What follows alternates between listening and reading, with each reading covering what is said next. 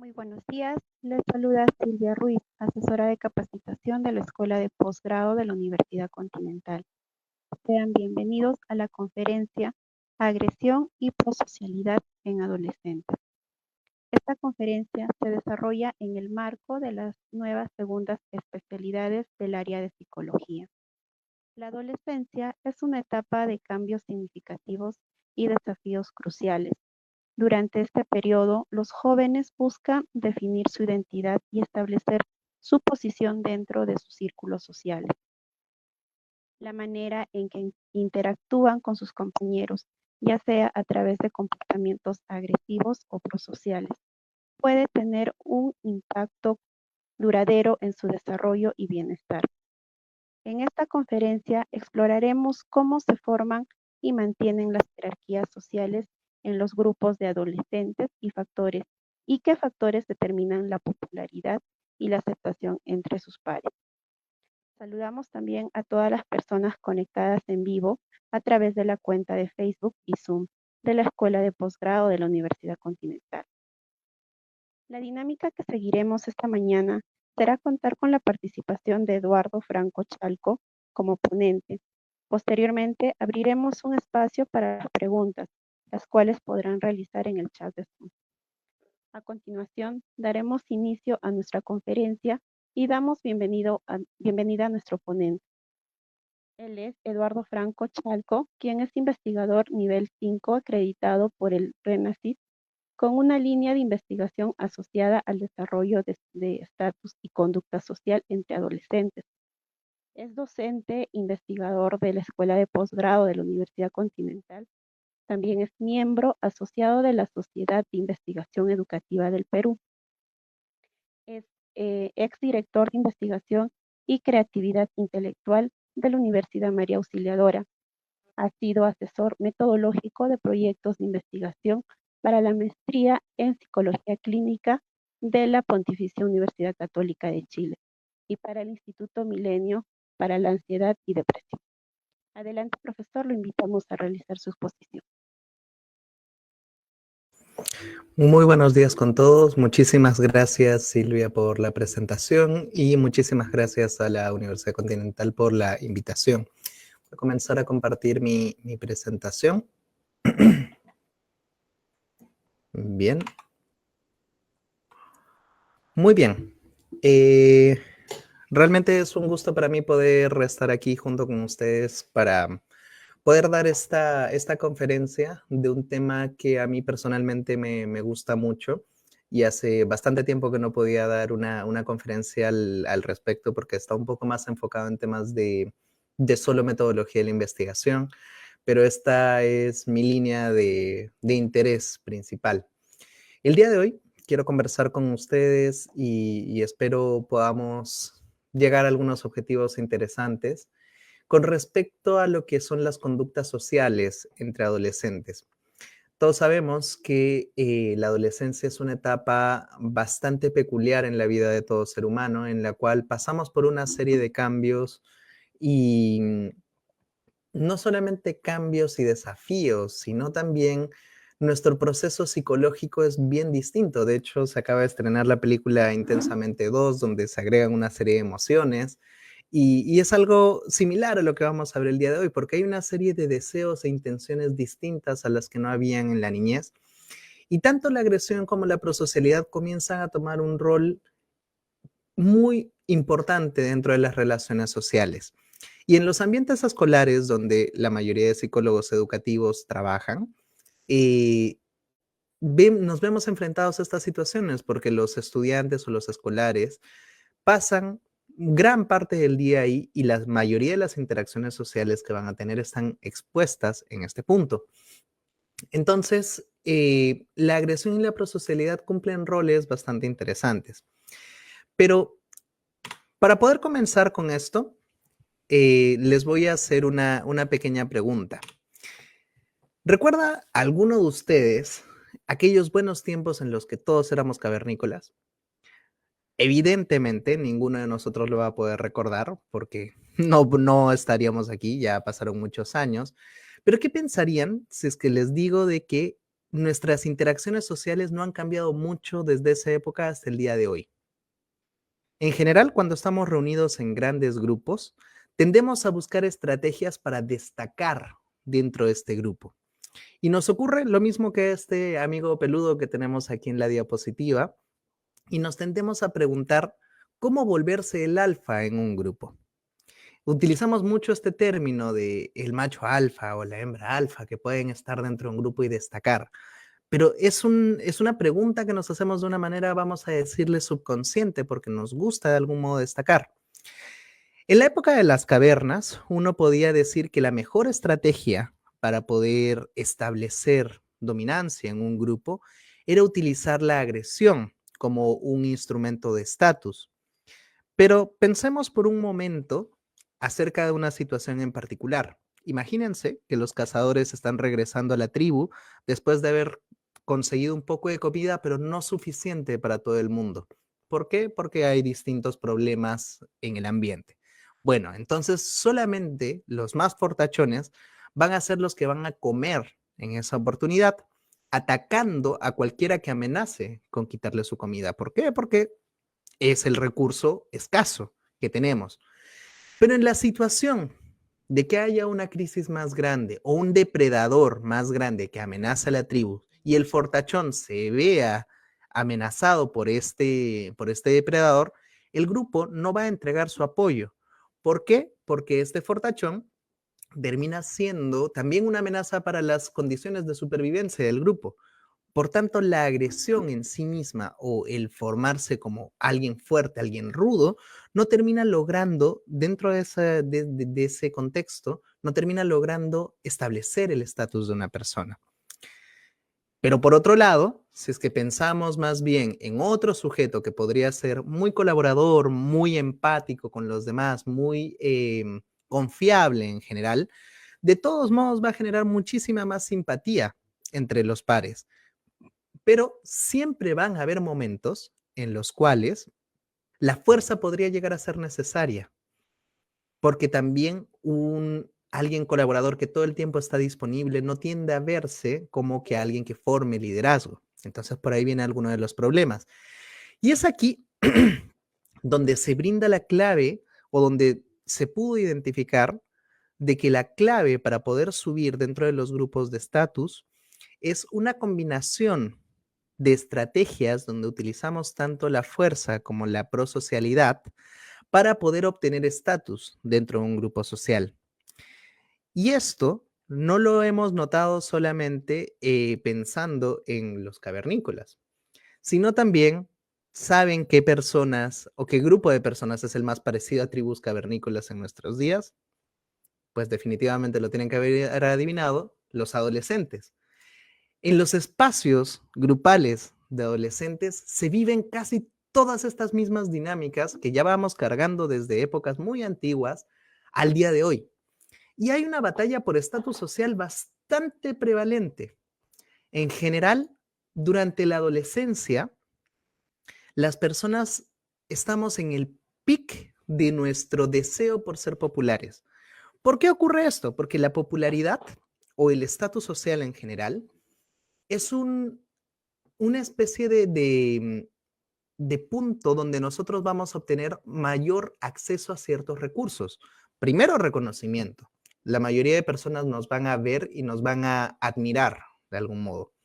Segundo, vamos a influenciar de algún modo a la red social que tenemos a nuestro alrededor. Van a tratar de imitarnos. Lo que nosotros digamos va a establecerse como una pequeña norma. Tercero, siempre van a estar observándonos, vamos a ser el centro general y las relaciones o las interacciones sociales se nos van a hacer un poco más fáciles porque la gente, por la admiración, va a tratar de establecer interacciones o buenas relaciones con nosotros. Y cuarto, que no es menos importante, que durante la adolescencia empieza a ser más prevalente y por esto ocurre, es un acceso preferencial a recursos sexuales. Empieza la atracción sexual en esta etapa. Y destacar nos da mayor probabilidad de acercarnos a otras personas. Es una buena manera de poder, entre comillas, y piénsenlo desde un modo muy evolutivo, de poder generar que nuestros genes pasen a la siguiente generación, que es básicamente el objetivo de nuestra genética, simplemente continuar promoviendo nuestra genética hacia más adelante. Entonces, al tener esta necesidad por promover nuestra genética hacia más adelante, el destacar parece ser un deseo muy relevante. Y los adolescentes pasan por un periodo de también preguntarse quién soy, de dónde vengo, a dónde voy, y están formando su identidad. Ya cuando uno es adulto, el estatus social baja un poco de importancia porque nos damos cuenta de que el estatus social es mucho más complejo que simplemente la popularidad. Y ahí podemos acceder a diversos recursos, no solamente con estatus social. Pero durante la adolescencia, este parece ser el objetivo principal. Y como yo me estoy formando en esta idea de yo, estoy formando esta personalidad, quiero ser eso. Entonces, este es un recurso muy importante. Por tanto, tiende a aparecer como una especie de pirámide en la cual también les expliqué que ocurría durante la época de los cavernícolas, donde tenemos la posibilidad de destacar siendo el malo del grupo, y eso lo tienen que haber visto en películas como Chicas Pesadas, y se representa mucho en la cultura norteamericana. Sin embargo, hay mucha evidencia latina que también nos muestra de que esta estrategia de agresión, de intimidación, termina siendo bastante relevante para poder obtener estatus social y de algún modo lo logra, porque este perfil de chico malo o chica mala termina siendo muy popular o muy cool dentro de los espacios de los adolescentes. Y también vemos de que hay una especie de estrategia de colaborar o amistarse con otros, formar lazos de amistad relevantes. Ahora, esa puede formarse como la estrategia de las conductas prosociales. Entonces, hasta este punto ya les he mostrado, ya les he explicado un poco cuál es el panorama general de manera muy rápida y muy genérica, porque muchos de ustedes también se deben estar preguntando probablemente a este momento, pero es un poco más complejo que eso, estamos llegando a un punto de reduccionismo. Y sí, efectivamente, eh, quiero profundizar un poquito más en las formas de estatus que más hemos estudiado hasta este momento. No todo es popularidad. Hay distintas formas de estatus social dentro de los salones de clase y cada uno se va alineando un poco, o cada una de estas formas de estatus o deseos de tener estos estatus se alinea con las necesidades individuales de los sujetos. Particularmente hay dos que nos llaman mucho la atención en la literatura de la psicología del desarrollo, que parecen guiar mucho más la conducta social. El primero es la popularidad, del que ya les he estado hablando bastante, y se tiene ya una teoría bastante documentada respecto a qué es la popularidad y cómo se replica en muchos contextos sociales. No es cosa solamente de sociedades angloamericanas, sino también en sociedades occidentales y orientales. También aparece esta forma de estatus. ¿Y qué la caracteriza? Bueno, en particular son centrales en un grupo social. Aquel sujeto popular es conocido por todo el mundo, es prominente, es destacado, es como que fácilmente reconocible, porque yo le he visto de algún lado. Dentro de nuestros salones de clases, también podremos decir, es que este tiene muchos amigos, es súper conocido dentro de otros colegios, es que porque él participa en deportes y por eso como que tiene una red de contactos bastante grande, es muy prominente, por lo general el popular. Como les decía, al tener esta red de contacto prominente, tienden a ser muy influyentes. Si es que un día un chico o una chica viene con una prenda y que parece cool y también es una persona popular, ahora el resto de gente va a tratar de utilizarla. Es como que están poniendo la moda, están imponiendo una moda en el ambiente, con una forma de hablar, con un gesto, con una jerga. El resto de gente, porque los admiran y quieren formar o ser parte de su red, tratan de parecer como él. Nuestras neuronas de espejo funcionan mucho ahí porque tratamos de ser muy empáticos y tratamos de acercarnos a ese ser popular. Además, esta forma de estatus es relativamente estable en el tiempo. Quien es popular, por ejemplo, en primero de secundaria, continúa siendo, por lo general, no siempre, continúa siendo popular hasta quinto de secundaria, porque es una forma de estatus estable y muy deseada, como les decía, durante la adolescencia. Comienza justamente a los 12 años, 10, 11 años, casi cuando estamos terminando primaria, estamos iniciando secundaria, donde más se desea. Pero, eh, nuevamente trayendo a vuestras mentes las películas que han podido ver. Chicas Pesadas es una muy buena descripción y es llamativo de que en los mismos artículos científicos se cite mucho a esta película y al libro que la inspiró, que se llama La Reina Abeja y sus secuaces, creo que es el libro que lo inspira. Eh, los populares, si bien son admirados, no siempre caen bien. Ese es un punto importante. Las personas populares no siempre son queridas por sus compañeros. Tienden a tener algunos problemas con los otros. Y aquí viene esta otra forma de estatus, que es la preferencia social. La preferencia social es una forma de estatus caracterizada por la presencia de varias relaciones de simpatía con los pares. Quizás no soy muy conocido. Quizás dentro del grupo social las personas no me van a reconocer tan fácilmente, pero los que me conocen, a los que me conozcan, les caigo bien. Saben de que soy una persona, vamos a utilizar la jerga, buena onda. Saben de que, mira, conmigo no van a tener mucho problema, porque sí, todo va bien. Son identificados por sus pares como sujetos con los cuales les gustaría relacionarse. Es alguien que es muy llamativo, interesante, no hace problemas, da ganas de ser su amigo. Esa es la preferencia, por eso es de que se llama preferencia social. Da ganas de ser su amigo. Y esta forma de estatus, lamentablemente, no es tan estable como la popularidad. ¿Por qué? Porque esa preferencia, esas ganas de ser amigo de alguien, se puede romper fácilmente, porque hiciste algo, porque tuviste alguna pelea, porque ya no formas parte de un grupo que es dentro de los grupos populares y demás. Entonces, a este punto uno podría estar pensando que con estas dinámicas de estatus social es uno o lo otro.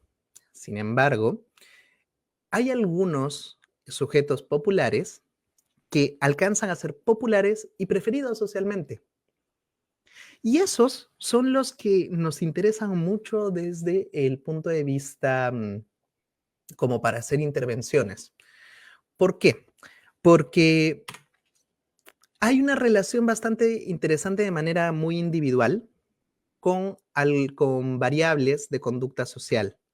La conducta agresiva, el ser tanto agresivo abiertamente como estar gritando, golpeando, empujando, rompiendo, como agresión relacional, que es crear chismes, hacer la ley del hielo, una serie de formas de agresión de influir en la relación, en las relaciones de los sujetos. Tanto esas dos conductas agresivas se ven muy relacionadas con la popularidad. Parece ser que para poder destacar dentro del grupo, las personas tendemos a utilizar esta manera de, ya, con esto voy a llamar la atención. Porque alguien que intimida o que asusta o que de algún modo grita o hace algo con alguien, inmediatamente atrae miradas. Y ese es el principal punto para poder obtener popularidad, porque necesitan mirarte, necesitas llamar la atención dentro del ambiente. Y la conducta agresiva es algo bastante útil para esto. Hay otras formas, como, pero que ya no son tan modificables, como por ejemplo el ser atractivo. Por eso es de que generalmente las personas atractivas tienden a ser más populares dentro de los grupos porque atraen miradas y es el punto principal para poder obtenerlo. O ser deportista, los deportistas o los artistas dentro de los ambientes sociales de los adolescentes también llaman mucho la atención. ¿Por qué? Porque están ahí en la palestra, atraen miradas. Pero desde el punto de vista de la conducta agresiva se relaciona positivamente con la popularidad. Pero también la conducta agresiva hace de que aparezca esta baja preferencia social. Hace de que no le caigas bien a la gente. ¿Por qué? Porque no quiero ser tu amigo porque en cualquier momento me vas a atacar. Era lo que les comentaba del fortachón que no, se comía toda la comida. Obviamente no te voy a defender en el momento que hay algo más grande porque no me pones en riesgo a mí también directamente. Entonces, la conducta agresiva tiene por un lado ese problema. Entonces, populares que solamente utilizan conducta agresiva tienden a ser no preferidos socialmente. Pero la conducta prosocial sí está muy relacionada con la preferencia social. Aquellos sujetos muy empáticos, muy colaboradores, que todo el tiempo están dispuestos a retribuir una amistad, que si tú me haces un favor, yo te lo devuelvo más adelante, o simplemente te ayudo porque me dio ganas de ayudarte, se relaciona muy fuertemente con la preferencia social. Ellos caen bien, básicamente. Y tiene una ligera asociación, pero positiva, con la popularidad. Puede ser un camino para poder obtener popularidad, pero es muy lento, es muy bajo. En cambio, si es que lo pensáramos o nos imaginamos un caso de un sujeto que pueda utilizar algunas estrategias coercitivas o unas estrategias agresivas a veces y otros momentos utilice la conducta o las estrategias prosociales, para mitigar quizá los daños de la conducta agresiva que ha tenido que utilizar en algún momento, ese sujeto podría ser quien más destaca, porque podría obtener las dos formas de preferencia, perdón, de estatus social. Entonces, por ahí es donde viene un poco una de las preguntas que se hizo Patricia Holley. Esta es una investigadora que planteó una teoría llamada teoría de control de recursos. Su teoría inicialmente se basó en la observación animal. Si bien es psicóloga ella, sacó la teoría desde la etología y comenzó a observar tanto monos como otras tribus de no tribus, perdón, otras manadas o grupos de animales. Creo que también observaron elefantes y demás. Y a partir de eso, pudo notar de que los animales utilizan distintas formas de dominancia, que es la manera como establecemos grupos sociales. Obviamente, los grupos sociales de animales son no relativas, pero bastante distintas a las de los humanos, porque nosotros agregamos algunas dinámicas de complejidad más grande. Pero particularmente observaron en los monos bonobos de que sí tenían unas dinámicas sociales bien similares a las de los humanos, donde tanto la conducta agresiva como la conducta prosocial podía ayudar a que alguno de ellos se establezca dentro del grupo de los alfa. Y en ese momento fue cuando Patricia Holley, y nadie lo había mencionado hasta ese día, dijo, ¿será posible de que esto también se replique en los seres humanos? Y efectivamente planteó una teoría en la cual ella misma lo comenzó observando en niños y luego lo llevó más hacia el mundo adolescente y dijo, la conducta social parece ser más que una desadaptación, como lo decíamos en ese momento, como que se decía de que los adolescentes agresivos eran personas que no tenían capacidad de leer las normas sociales, por tanto reaccionaban agresivamente a las situaciones y con eso no todas nuestras intervenciones eran al niño agresivo o al adolescente agresivo como tienes problemas con tus papás, que te falta aprender de estrategias sociales y demás. Pero ella se dio cuenta de que la agresión formaba parte de algo utilitario. Se dio cuenta de esto que les venía hablando, del tema de la popularidad dentro de los grupos, destacaba aquel quien era más o menos agresivo y tenía también estrategias prosociales. Y ahí rompió un poquito con los esquemas que teníamos respecto a la conducta social, porque ahora más bien parecía de que quien utilizaba esta combinación de estrategias no era alguien, vamos a ponerle entre comillas, desadaptado. Por el contrario, estaba muy bien adaptado a los ambientes sociales. Leía muy bien las situaciones sociales y sabía cuándo utilizar uno y cuándo utilizar otro. Y lo curioso, ya en la investigación más adelante, las investigaciones que salieron hasta el 2020 aproximadamente, nos fuimos dando cuenta de que este grupo de sujetos se escondían muy bien de los docentes. El docente solamente se enfoca o ve mal al estudiante que es agresivo y nunca prosocial. a este estudiante. En cambio, el estudiante que combina las estrategias se esconde, sabe cómo caerle bien al profesor, sabe cómo manejar o manipular las redes sociales. Entonces es un grupo bastante interesante. Y para eso ella planteó una manera de poderlos identificar, eh, donde utilizando un cuestionario que seleccionaba solamente las estrategias coercitivas y luego las estrategias prosociales, que son una serie de conductas con intención de hacer algo, se podía cortar de acuerdo a los percentiles a varios grupos. Un primer grupo, que no me quiero olvidar de él, más tarde voy a hablar de él, del grupo de no controladores. Son quienes no utilizan ni estrategias coercitivas y no utilizan estrategias prosociales. Un grupo de controladores coercitivos, quienes en general utilizaban mucho más las estrategias coercitivas y utilizaban poco las estrategias prosociales. Un grupo de controladores prosociales, que más bien utilizaban solamente las estrategias prosociales y pocas estrategias coercitivas. Y finalmente, este grupo del que les venía hablando, los controladores biestratégicos, que son los sujetos que puntúan más alto en estrategias coercitivas y en estrategias prosociales. Más adelante, del 99, ya aproximadamente el 2003, Holly los llamó maquiavélicos, también como los adolescentes maquiavélicos. ¿Por qué? Porque detrás de esto sí está la lógica de que el fin justifica los medios. Para poder obtener estatus, para poder seguir manteniendo mi forma habitual de establecer mi grupo, soy un sujeto que va a mantener, que voy a hacer todo lo posible por tenerlo. Y no importa si soy coercitivo o soy prosocial, pero lo voy a mantener. Entonces, por eso de algún modo también se les llamó maquiavélicos en ese momento. El problema con la clasificación de Patricia Holly, que fue una de las discusiones que tuve para mi tesis doctoral, que era algo que me llamaba mucho la atención, es que esta clasificación a mí me parecía poco natural. Porque ya hoy en día tenemos capacidad de poder hacer análisis estadísticos que nos permitan distinguir subgrupos latentes dentro de algunas poblaciones y poder identificar si realmente existen o no. Durante mucho tiempo la literatura andaba discutiendo si es que realmente existían o no existían los controladores biestratégicos. Y bueno, lamentablemente Patricia Holly no se abrió mucho esa posibilidad, continuó con su clasificación, dijo que la teoría tenía que ser sí o sí de esa forma, y no se permitió que se avance mucho más allá.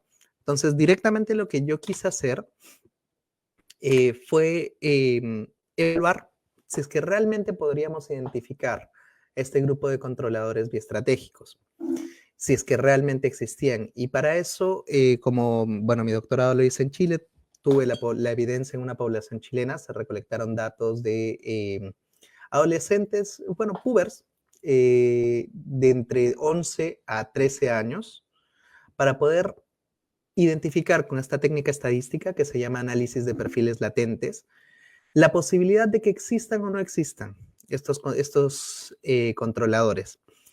Y efectivamente los pude encontrar utilizando una medición, justamente la medición de Patricia Holly. Se pudo encontrar, pero no 5 grupos, como ella planteaba, sino más bien encontramos tan solo 3 grupos.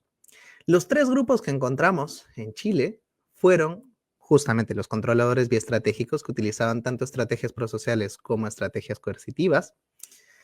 Los controladores prosociales utilizaban casi siempre y todo el tiempo estrategias prosociales nada más.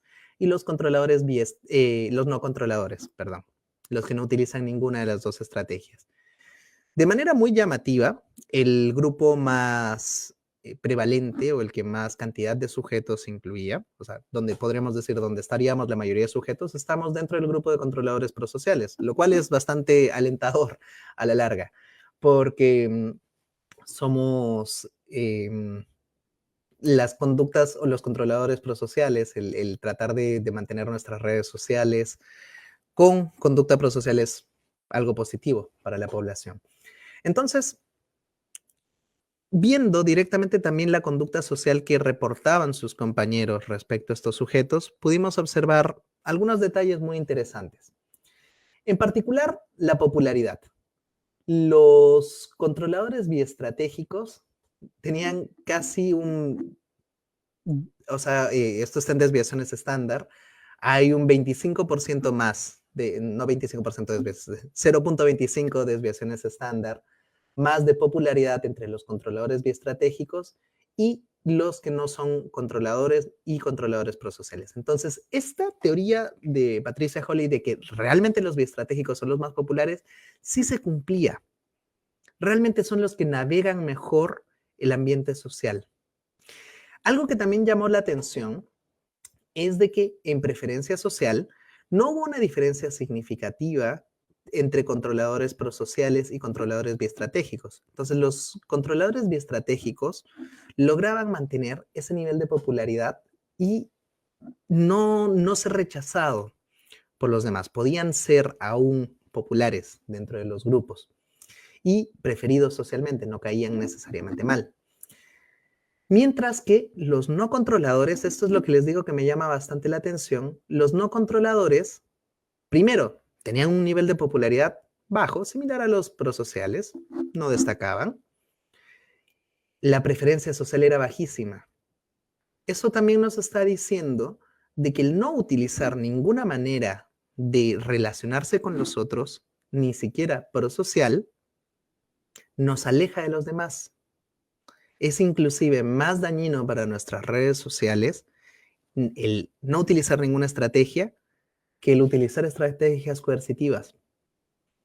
Por eso que les digo que este grupo es muy llamativo y sobre este grupo tenemos que prestar bastante atención en caso de hacer alguna intervención y demás, porque tenemos que cambiar un poco los paradigmas que teníamos hasta este momento. En cuanto a la agresión manifiesta, que era esta agresión abierta de la que les hablaba de que pudieran golpear, intimidar y demás, fue muy interesante también ver de que los biestratégicos, si bien eran los más agresivos abiertamente, porque se relaciona con esto del tema de la popularidad, los no controladores aparecían acá. Y acá tuve una discusión interesante porque también utilizan bastante agresión relacional. Y pasa que los no controladores tienden a ser agresivos, pero quizás por defenderse. Como están abajo en la escalera social, los chicos populares necesitan hacer agresión relacional o hacer intimidar a alguien que esté abajo en la escalera social. Y ahí va a haber un grupo que se va a defender. Y como no tienen estas habilidades para poderse defender, como que o sea, es una agresión reactiva más que proactiva, es una agresión reactiva, y no pueden mitigar estos daños utilizando estrategias prosociales, son más rechazados por los demás, los aíslan. Y el aislamiento a la larga, en el tiempo, termina haciéndoles daño. Entonces es bastante peligroso también el mantener esta dinámica con este grupo. Y como les digo, es curioso, y esto sí fue una parte muy interesante de la discusión que tuvimos por la tesis doctoral, fue que el comportamiento prosocial sí era similar en todos los grupos. Entonces acá viene una cosa y una distinción bien importante, que acá podría haber confundido a alguien entre qué es una estrategia prosocial y qué es una conducta prosocial. La conducta prosocial es desinteresada, es altruista. Te ayudo porque me da la gana de ayudarte, básicamente. Te veo, empatizo contigo y tengo ganas de apoyarte. No porque esté esperando algo a cambio. Por otro lado, las estrategias prosociales tienen una intención. Yo hago esta conducta o este apoyo, esta retribución, porque espero que en algún momento tú me la vayas a retribuir a mí o porque quiero conseguir algo de ti. Esto es algo muy importante de distinguir entre qué es una conducta social, lo que observamos los demás, digamos un psicólogo que entra al salón de clases y se pone a observar a todos, va a ver cómo son las interacciones sociales, va a ver la agresión, va a ver la conducta prosocial, pero como no está dentro de la mente del niño, no puede saber cuál es la intención que está detrás de esta conducta. En cambio, si es que les preguntamos directamente a ellos, ¿por qué haces esto? Ahí es donde nacen las las estrategias prosociales. Y en cuanto a comportamiento prosocial, se observó de que todos, tanto controladores prosociales, biestratégicos y no controladores, también desplegaban la misma cantidad de conductas prosociales. Entonces, aparentemente, en el estatus afectaba mucho más la intencionalidad, el por qué lo hacía, porque de algún modo esperó retribución de ti, parece ser que forma parte de las habilidades sociales, más allá de solamente la conducta prosocial.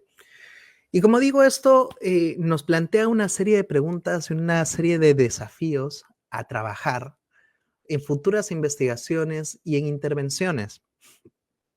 ¿Por qué? Porque en particular, uno de los grandes desafíos es cómo hago para que los chicos que son controladores biestratégicos y alcanzan a ser populares no estén de algún modo haciendo bullying o utilizando tanto estas estrategias coercitivas. Y inclusive se pueden, Holly planteaba esto porque si bien la teoría de popularidad establece que durante la adolescencia es donde está el pic y a partir de ahí empieza a reducir, estas estrategias o esta manera de relacionarse con los otros, Patricia Holly decía de que se mantiene a lo largo de nuestra vida y ustedes se pueden imaginar o pueden estar pensando en compañeros de trabajo, en jefes que tienden a ser un poco así, que a veces es como que los líderes, por lo general de los grupos, tienden a ser como rudos en algún momento y luego más adelante empiezan a ser prosociales. Y esos líderes tienden a gustarnos más que el líder que es rudo todo el tiempo, explotador, por ejemplo, o el líder que es blandito. Entonces, dense cuenta de que por ahí va la cosa. O sea, en realidad las relaciones sociales humanas siguen manteniendo este tema.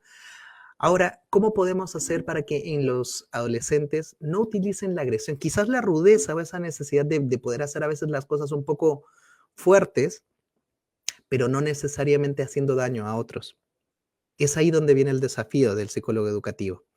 Entender bien las interacciones sociales que están ocurriendo en su salón y ver por qué la están haciendo. ¿Por qué, digamos, en un grupo social el generar chismes está siendo útil a la persona que la genera?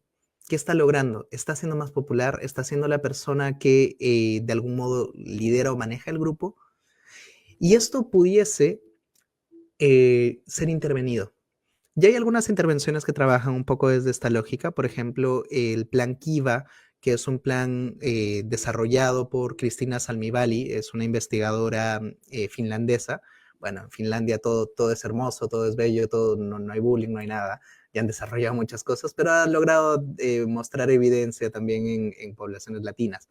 Aún nos hace falta mucha investigación local, mucha investigación que nos diga de que el plan Kiva podría funcionar y es una intervención justamente en redes sociales, en interacción, en detener el bullying en su momento, pero necesitamos comprender también esto de manera más profunda. Y esto me lleva, ya para ir concluyendo, a una pregunta que se realizó a los que se iban a inscribir a esta conferencia, a esta charla, que era cuáles son los beneficios de fomentar conductas prosociales como la ayuda, la cooperación, la amabilidad durante la adolescencia. Todos estamos completamente de acuerdo que lo que necesitamos es fomentar conductas prosociales en los salones de clase. Nadie va a estar en desacuerdo con eso. Pero tengo que avisarles que, por ejemplo, dentro de las respuestas, tanto las habilidades sociales como el bienestar emocional fueron las más relevantes.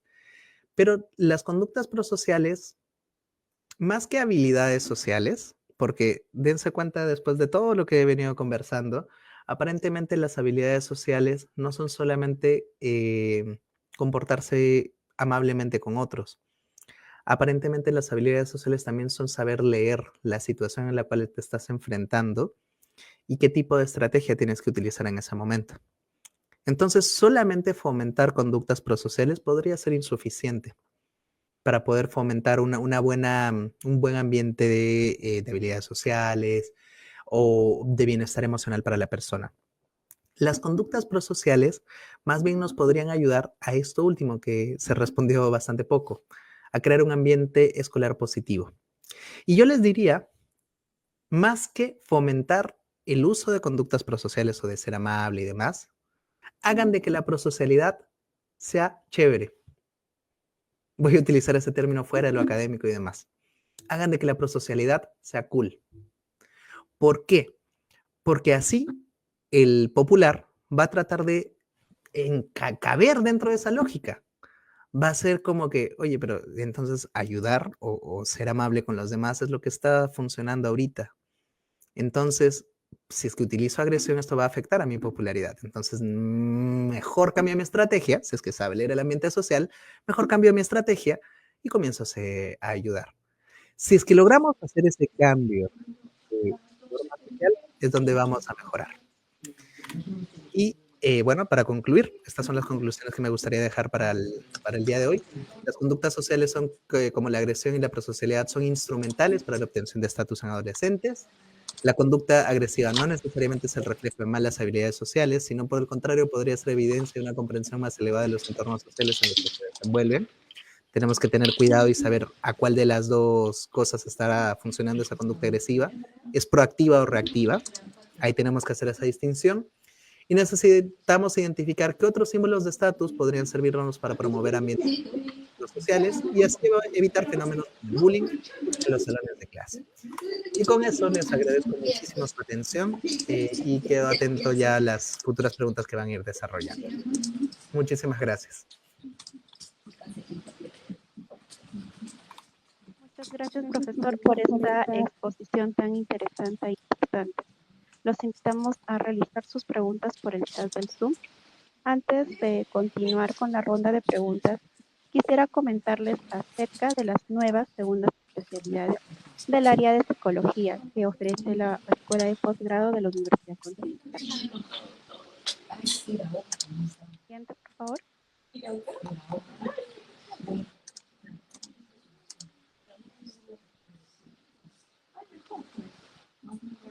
¿Por qué elegir la Escuela de Posgrado de la Universidad Continental? Los campus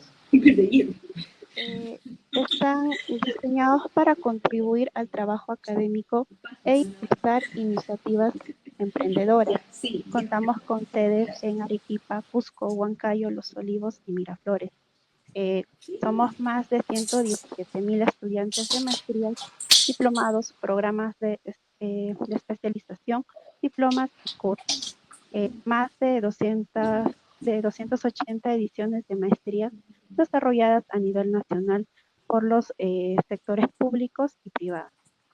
Más de 1,700 ediciones de programas de especialización.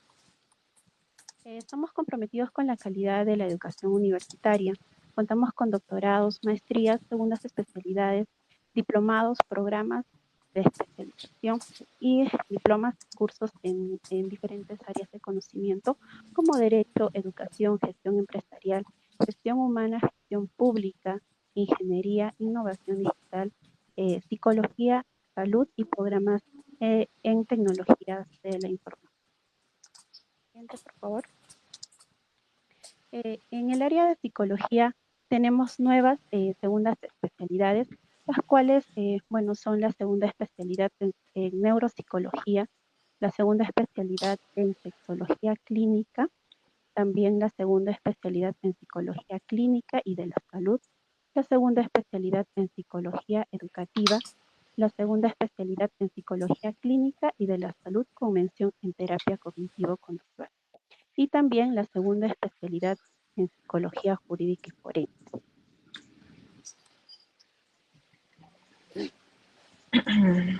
Siguiente, por favor. Que estaba más abajo, le vamos con el 89.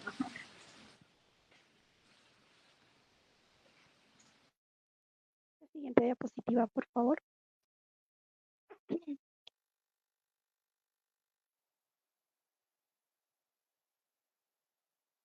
Muy bien.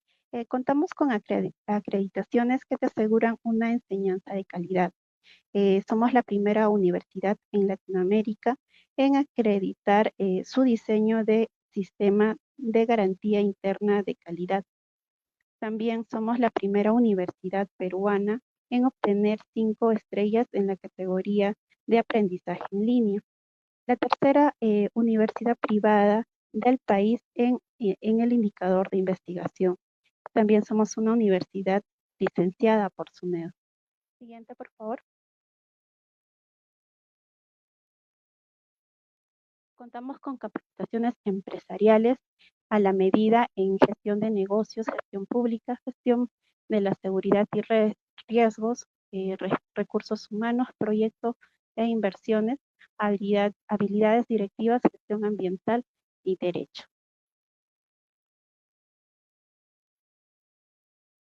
Muy bien, se va a ofrecer lo que son descuentos exclusivos para los participantes de esta conferencia para nuestras segundas especialidades.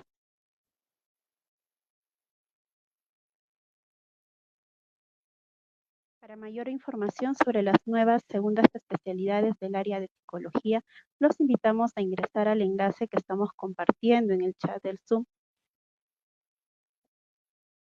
Siguiendo con nuestro evento, ahora pasaremos a la ronda de preguntas. Profesor Franco, ¿qué impacto tienen los estereotipos de género en la agresión y la prosocialidad en adolescentes? Muchísimas gracias por la pregunta. De hecho, tienen un impacto bastante importante, pero se ha visto durante mucho tiempo se estuvo comentando de que la agresión abierta o física era cosa completamente de los hombres y que la agresión relacional, como les decía, crear chismes, crear ambientes hostiles para alguna persona de una manera social, es cosa solamente de mujeres. Pero en el 2018, si no me equivoco, hubo un metaanálisis de Noel Cart con otros colaboradores, si no me equivoco también estaba por ahí Todd Little, que identificó de que básicamente los hombres somos más agresivos en todo, tanto en lo agresivo físico como en lo agresivo relacional. Durante mucho tiempo se tenía este estereotipo, justamente por eso que lo traigo a colación, de que en general las mujeres, vamos a ponerlo de este modo, tienden a generar mucho más chismes, pero por el contrario, la evidencia nos ha demostrado que los hombres también lo utilizamos mucho. Entonces, el estereotipo de rol de género que se suele establecer siempre es como que para yo poder ser un poco más masculino, necesito utilizar esta forma de agresión. Y también el estereotipo que tienen los compañeros podría hacer preferir a un hombre que sea mucho más agresivo que menos agresivo. Y afecta, realmente eso afecta mucho. Lo mismo con una mujer que parezca ser más agresiva físicamente, que rompe un poco con el estereotipo femenino, también podría afectar de algún modo a su estatus social.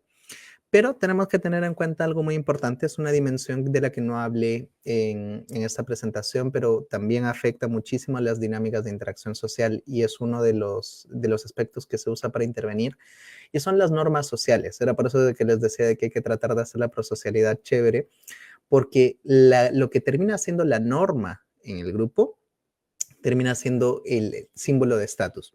Entonces, digamos, poniéndonos en una situación un poco extraña, pero no sería raro de que en algún lugar ocurra. Un colegio de mujeres donde el estereotipo que se tiene o la norma social es de que se tengan como que conductas más agresivas o que sean un poco más físicas en general.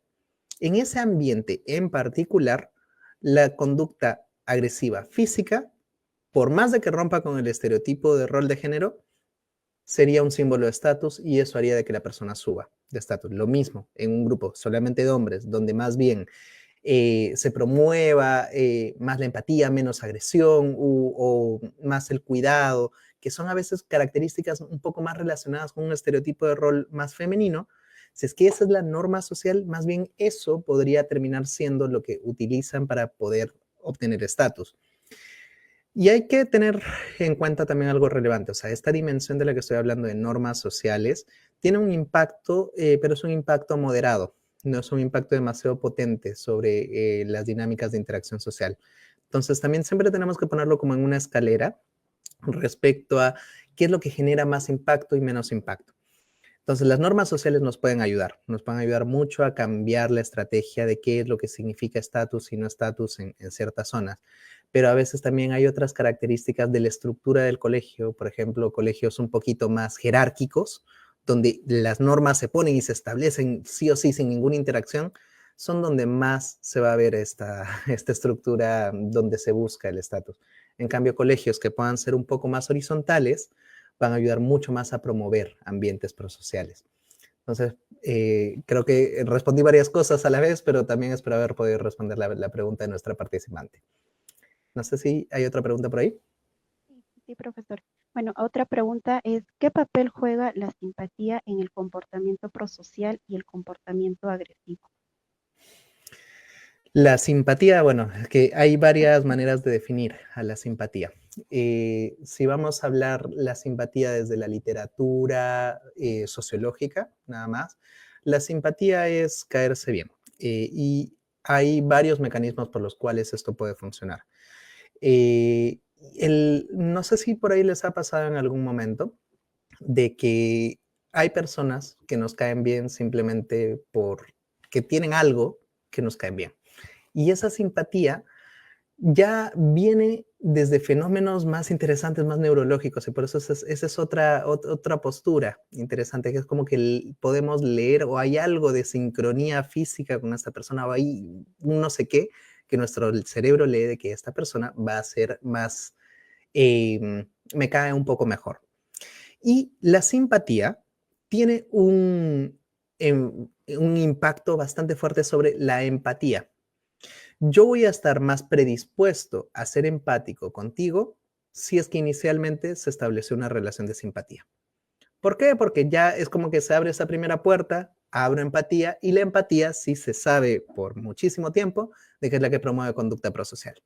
Entonces, a veces, para poder obtener cierta conducta empática, cierta conducta prosocial, podríamos utilizar el camino de la empatía. Pero la empatía a veces también parte de la simpatía, y la simpatía sí es algo que es un poco difícil intervenir, porque aún no la terminamos de comprender muy bien y no sabemos cómo promoverla. Entonces la simpatía podría afectar por ese lado. Del mismo modo, si es que no se ha establecido una relación simpática, difícilmente se va a producir empatía, y con menos empatía hay mayor probabilidad de conducta agresiva. Entonces, desde esta literatura, desde esta vertiente, se puede pensar de que la empatía es como que el canal conductor de qué va a ser, agresivo o prosocial. Pero inclusive lo que ha demostrado Patricia Holley es de que inclusive en situaciones empáticas, el biestratégico podría ser muy empático, pero utilizar una estrategia coercitiva para poder lograr sus objetivos. Entonces, también la empatía tiene un impacto fuerte, pero no es tampoco 100% determinante. Esa sería la respuesta, básicamente. Muchas gracias, profesor. Bueno, otra pregunta es, ¿qué estrategias se puede utilizar con estudiantes adolescentes que son infractores y promueven conductas agresivas y de riesgo? Eso es es un punto bastante relevante, porque la conducta infractora ya es un fenómeno que viene a veces desde más atrás, y hay un montón de influencias sobre la conducta infractora. Pueden haber influencias parentales, el ambiente social donde se ha desarrollado el chico, y donde no ha logrado realmente encontrar un ambiente donde se sienta que pertenece. Entonces, acá podemos utilizar algunas cosas, porque hay dos tipos de infractores en las escuelas. El infractor, que es el popular, que sobre ese ya podemos utilizar algunas de las estrategias que les venía diciendo. O sea, sobre el infractor, que es popular, ese sí tiene un grupo y va a tratar de mantener su estatus de cualquier forma. Entonces, va a poder seguir siendo agresivo y demás. Entonces, habría que cambiar o cambiarlo al de ambiente, o cambiar el ambiente general para poder reducir las conductas cool o las conductas como que más infractoras, que podrían terminar aún dándole más estatus. Y hay el infractor, que es más bien rechazado socialmente. Y sobre este infractor creo que es con quien más empatía tenemos que utilizar. O sea, por eso es de que es importante saber identificarlos. Y por el lado del estatus. Porque es un infractor, alguien que probablemente lo único que necesita es sentir que pertenece a un grupo, de que alguien se está preocupando por esa persona, y que no necesita utilizar, seguir siendo delincuente, básicamente, para poder destacar en la vida, sino que hay otros caminos. Entonces tenemos que diferenciarlos a ambos, tanto al infractor popular como al infractor rechazado. Y ahí sí profundizar en toda su historia previa para poder saber qué es lo que está ocurriendo con estos sujetos. Gracias, profesor. Bueno, como última pregunta, ¿trabajar inteligencia emocional en los adolescentes ayudaría a disminuir la agresividad si la familia no influye en el cambio? Inteligencia emocional es un término que nos gusta utilizar mucho, pero que también ha recibido bastantes críticas en el último tiempo. Desde los, justamente sé de que por ahí hay un par de amigos investigadores que nos están escuchando que trabajan mucho estos temas emocionales. La inteligencia emocional, como la conocemos, vamos a disgregarla en algunos aspectos. La inteligencia emocional son habilidades sociales. Básicamente, saber leer el ambiente social, saber identificar nuestras propias emociones, saber empatizar con otros y saber reaccionar frente a ellos. Entonces, mejor pensemos en estos elementos directamente. A veces, promover empatía en los colegios es muy útil y creo que no deberíamos dejar de hacerlo porque necesitamos una sociedad más empática en general, de enseñar a otros qué es lo que sienten los demás. Por lo menos empatía cognitiva es súper relevante. Identificación de nuestras propias emociones. Ahí sé de que hay algunas discusiones hoy en día de que quizá no necesariamente tengamos que saber absolutamente todas nuestras emociones para poder reaccionar, porque a veces la reacción emocional es mucho más rápida que nuestra cognición, entonces podría no ser lo más adecuado. Donde yo creo que sí debiéramos enfocarnos para promover conductas prosociales, si bien es tanto la empatía, es ver para qué nos sirve. Muchas veces nos enfocamos solamente, hagan esto porque es bueno. Si bien es lo correcto, es como que ayudemos a otros porque está bien, eso desarrolla una cognición moral muy buena en los adolescentes, también hay que darles una utilidad básica. Es como, mira, probablemente si es que tú te comportas empáticamente o prosocialmente con tus compañeros, mañana más adelante, cuando tú necesites ayuda, ellos van a estar más dispuestos a ayudarte a ti. O cuando necesites que alguien te ayude con una tarea, con una exposición, que tu compañero esté, si es que tú no has sido prosocial con él, probablemente él no va a ser prosocial contigo.